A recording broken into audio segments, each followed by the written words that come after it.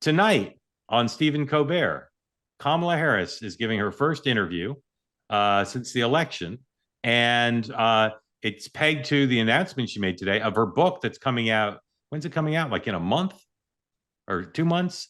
I mean, clearly she's been secretly working on this book with a ghostwriter for a while. Here is the former vice president announcing her book in a video released on social media. Number 15, please. Just over a year ago, I launched my campaign for President of the United States. 107 days, traveling the country, fighting for our future. The shortest presidential campaign in modern history.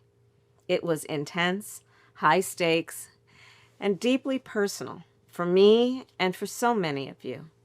Since leaving office, I've spent a lot of time reflecting on those days, talking with my team, my family, my friends, and pulling my thoughts together.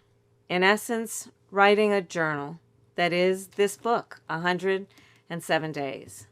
With candor and reflection, I've written a behind-the-scenes account of that journey. I believe there's value in sharing what I saw, what I learned, and what I know it will take to move forward. In writing this book, one truth kept coming back to me. Sometimes the fight takes a while. But I remain full of hope, and I remain clear-eyed. I will never stop fighting to make our country reflect the very best of its ideals, always on behalf of the people. So thank you for being in this fight with me. I am forever grateful, and I cannot wait for you to read this, and I'll see you out there. Take care. All right. Before you guys respond to this, I want to make something clear because I received a cautionary text. I'm not minimizing the violence in Cincinnati, and I feel horrible for the people who were hurt. I'm not minimizing it. I just, as I said before, I just don't quite see why it's a national story when it just seemed like rednecks fighting. And I say rednecks is a positive term.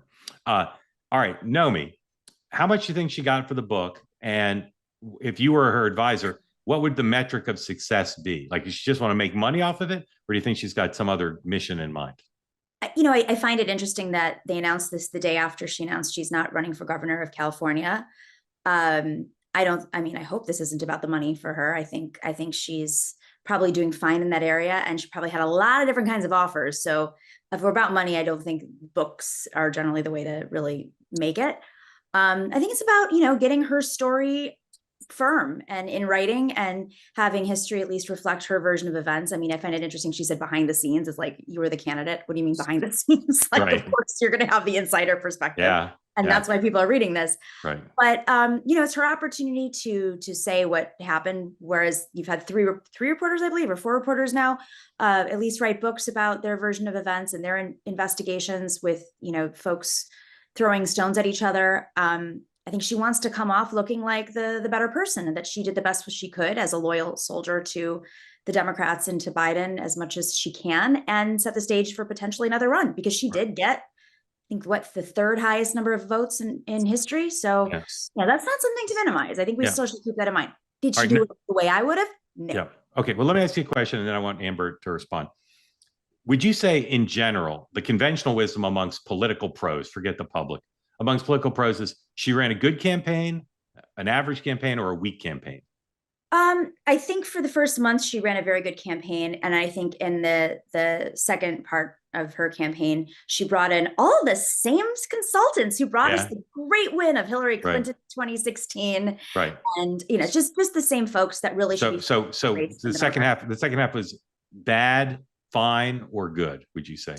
I think it was criminal, because it could have been. Okay. Criminal's bad. Amber, my impression from talking to political pros in both parties is that the conventional wisdom is that it was bad. And even the first month was only good because the press was cheering for her and she had a lot of momentum. So do you think she can write her way to a revision of saying it was a well-run campaign, that she did a good job? Is that possible? No. And I think the title of the book kind of gives away what this is about, which is she's settled on the official excuse for why her campaign was bad, and it's that she didn't have enough time. That's why the book is called 107 Days. Yeah. And it's delusional. I mean, let's be honest. Her campaign got worse the longer it went on. The more access she had to voters, the more time she appeared in interviews, the lower her poll numbers went. Her highest level of approval and most amount of excitement was right after people realized that they didn't have to vote for a corpse president anymore. And anything after that, it was all downhill from there. So she actually had a gift by having a short campaign. Yeah. I always say it wasn't like when she raised her hand and said, not only do I want the nomination, but I want to clear the field, which is what she did. It's never been reported fully. She owned a calendar. Like, I know she owns an iPhone and there's a calendar app on there. Like, she knew it was 107 days. So this notion of, oh, I couldn't do it in 107 days. If you don't think you can win in 107 days, don't raise your hand and clear the field. Let somebody else run. So I reject this notion. I agree with you, Amber. I think the title was chosen for that, basically to say, what could I have done? Well, if you didn't think you could win in 107 days, don't run.